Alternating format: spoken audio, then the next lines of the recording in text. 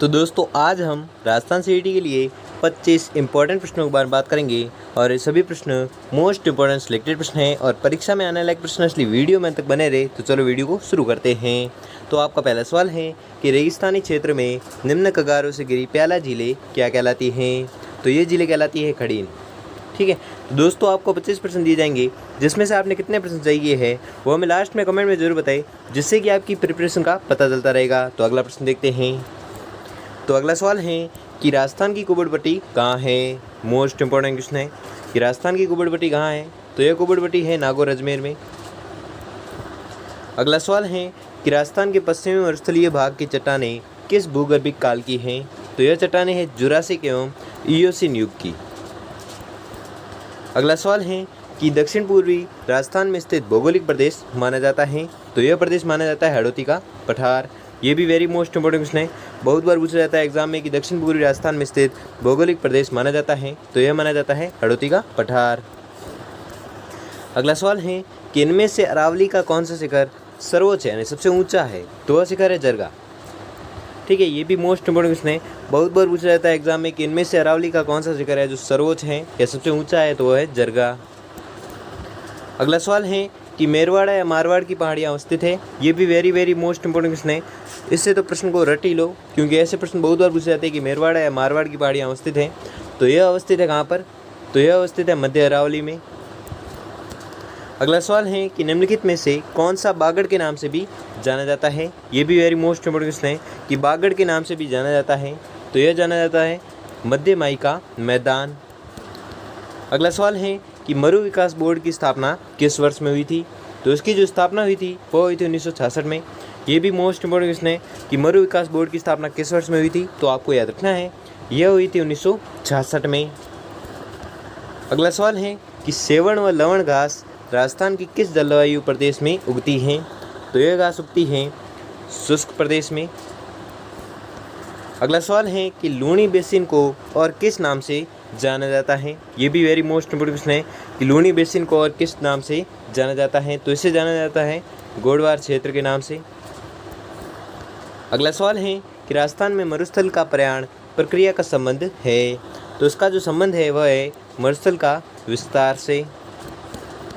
अगला सवाल है कि बरकान स्थलाकृति निम्न में से किस भौतिक विभाग से संबंधित है या संबंध है? तो वह है मरुस्थलीय प्रदेश से।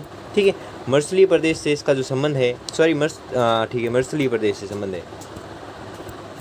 अगला सवाल है कि निम्न में से कौन सा सम्मेलन मरुस्थलीकरण की रोकथाम के लिए कार्य करता है? तो यह कार्य करता है UNCCD।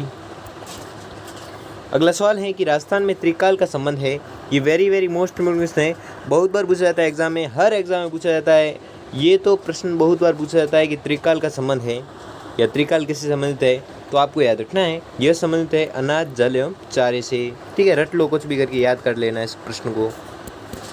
अगला सवाल है कि निम्नलिखित में से कौन सा समूह राजस्थान की पर्वत चोटियों का उनकी ऊंचाई के अनुसार सही अवरोही क्रम है?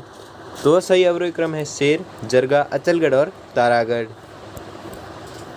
अगला सवाल है कि निम्न में से कौन सा राजस्थान में मरुस्थलीकरण का कारण नहीं है? तो वह है जैविक कृषि। ठीक है, जैविक कृषि है जो मरुस्थलीकरण का कारण नहीं है। अगला सवाल है कि खसघास उत्पादित जिले हैं राजस्थान में, खसघास उत्पादित जिले हैं? तो वह जिले हैं टोंक, सवाईमाधोपुर और भरतपुर। ये तीनों जिले हैं जहाँ पर खसघास है जो उत्पादित की जाती हैं। अगला सवाल है कि राजस्थान में ऊपरमाल के नाम से कौन सा क्षेत्र है जो जाना जाता है? तो वह क्षेत्र है कोटा, बूंदी और झालावाड़। ये तीनों क्षेत्र हैं जो ऊपरमाल के नाम से भी जाने जाते हैं।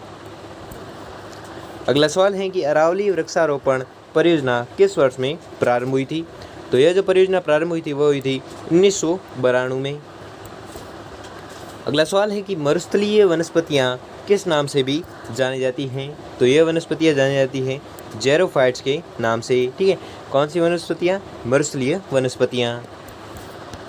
अगला सवाल है कि राजस्थान के निम्नलिखित क्षेत्रों में से किसे प्राचीन काल में योध्य प्रदेश है जो कहा जाता था? ये भी वेरी मोस्ट इंपॉर्टेंट क्वेश्चन है, बहुत बार पूछा जाता है एग्जाम में कि राजस्थान के निम्नलिखित क्षेत्रों में से किसे प्राचीन काल में योध्य प्रदेश कहा जाता था?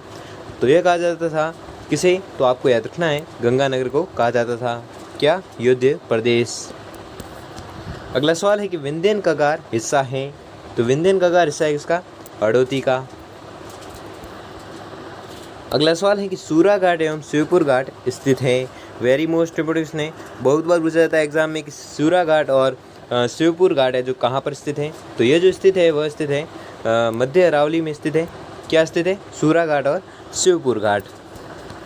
अगला सवाल है कि बानगढ़ एवं सिरावा श्रेणियाँ स्थित है। वेरी मोस्ट इंपोर्टेंट ने बहुत बार पूछा जाता है एग्जाम में कि बानगढ़ व सिरावा श्रेणियाँ स्थित है।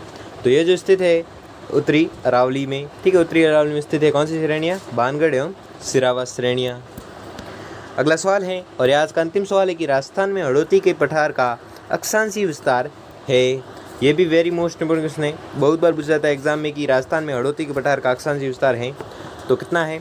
23 डिग्री 51 मिनट उत्तरी अक्षांश से 25 डिग्री 20 मिनट उत्तरी अक्षांश। ये किसका अक्षांशीय विस्तार है? तो ये विस्तार है हाड़ौती के पठार का। तो दोस्तों आपको वीडियो कैसा लगा तो हमें कमेंट में ज़रूर बताइए, और अगर आपके लिए ये वीडियो थोड़ा सा भी हेल्पफुल साबित हुआ तो वीडियो को लाइक और चैनल पर नए हो तो चैनल को सब्सक्राइब कर लीजिए और बेल आइकन को प्रेस कर लीजिए जिससे कि वीडियो की नोटिफिकेशन आपको मिलती रहेगी। धन्यवाद।